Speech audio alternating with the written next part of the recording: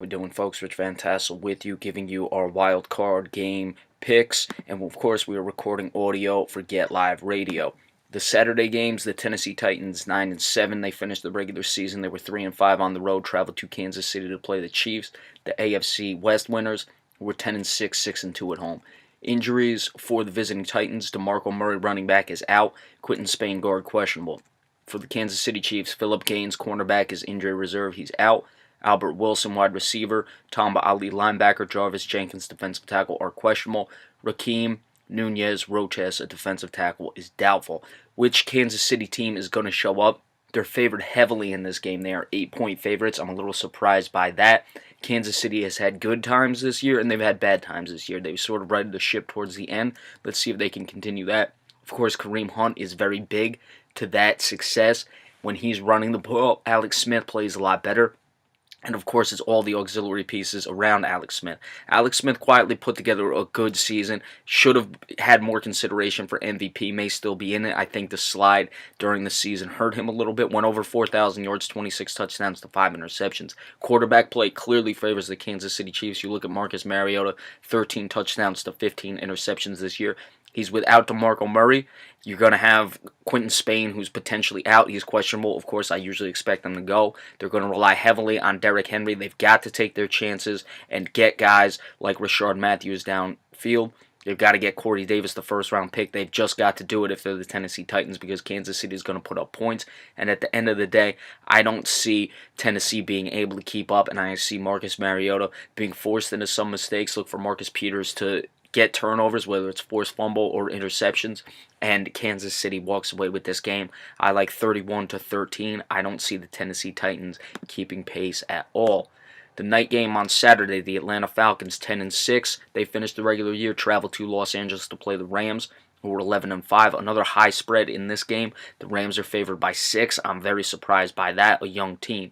Injuries for the Falcons: Andy Levitre, guard, is injury reserve, out. Levine Toilolo, tight end, is out. For the Los Angeles Rams, Mark Barron, the linebacker, is out.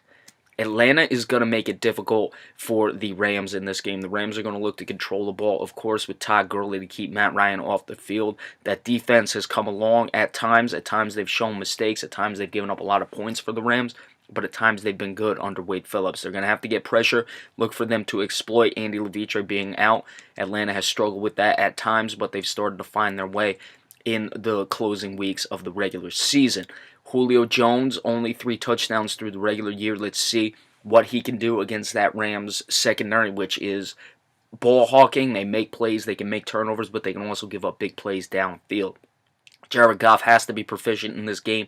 He has to move the chains. Even if they're not scoring points, they have to get first downs at times just to keep Atlanta off the field. I don't know if Jared Goff's going to be able to do that. I like the more experienced, seasoned Atlanta team in this one. I think the Rams are going to keep it competitive and be close, but they're going to make mistakes that you wouldn't expect the Atlanta Falcons to make, and that's why I'm picking the Falcons to get the victory in this one. I like 28-24. Moving to the Sunday games, the Buffalo Bills, who got in the playoffs, they were 9-7 throughout the regular year, finished 3-5 on the road, traveled to Jacksonville to play the Jaguars, who were 10-6, 6-2 at home.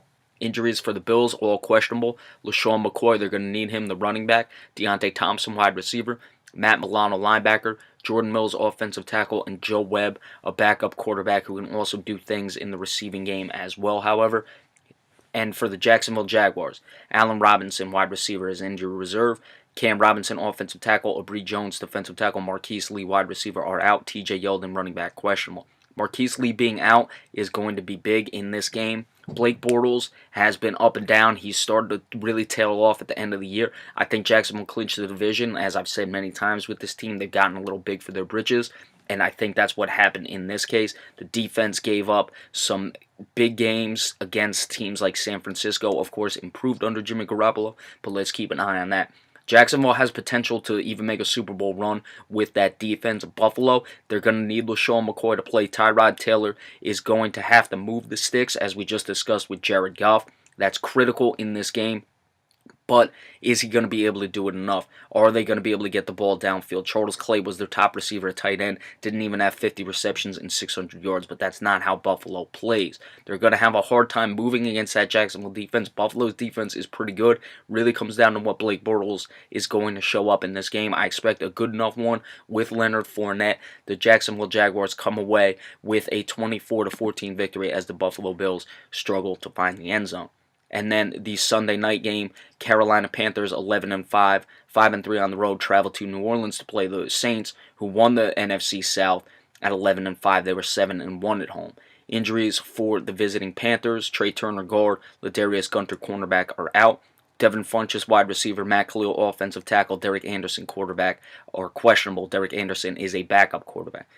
For the New Orleans Saints, all are out. David Perry, defensive tackle, and Garrett Griffin, tight end, are injury reserve. Michael Hamadawanunue, tight end. Trey Hendrickson, defensive end. Turn Armstead, offensive tackle. Now, you look at Ladarius Gunter being out for the Carolina Panthers. Of course, they're led by James Bradbury and Darryl Worley. We discussed them all season in the secondary. But a team like New Orleans can really spread you out. Drew Brees can distribute the ball very well. So if you're losing guys deep on the depth chart at cornerback, that can be a serious situation. So we'll have to keep an eye on that. Of course, Worley and Bradbury are going to have to stand up. This is going to be a big test for them. They've improved much this season. That's why Carolina had the comeback year I was expecting them to have. Cam Newton is going to have to run the ball. He was their leading rusher with over 700 yards. He's going to have to pass the ball. He's going to have to make plays. He's going to have to control the clock. New Orleans at home is very dangerous. That Saints defense, of course, very much improved. But on the other hand, the Carolina offense is very unique in the fact that Cam Newton does a lot of things. He can make plays. So it kind of works against New Orleans in that situation. I'm going to go with the road team in this one. I had Carolina going to the Super Bowl, so I got to stick with them. I expect Cam Newton to make plays. I expect him to run the ball and really do things when things break down in the pocket that New Orleans is just simply not going to have an answer for in this game. And the Carolina defense is going to do enough with that secondary of Worley and Bradbury, despite a guy like Gunter being out. Look for Luke Kuechly to control the line of scrimmage and match Drew Brees when Drew Brees is changing plays, audibling, making adjustments at the line of scrimmage.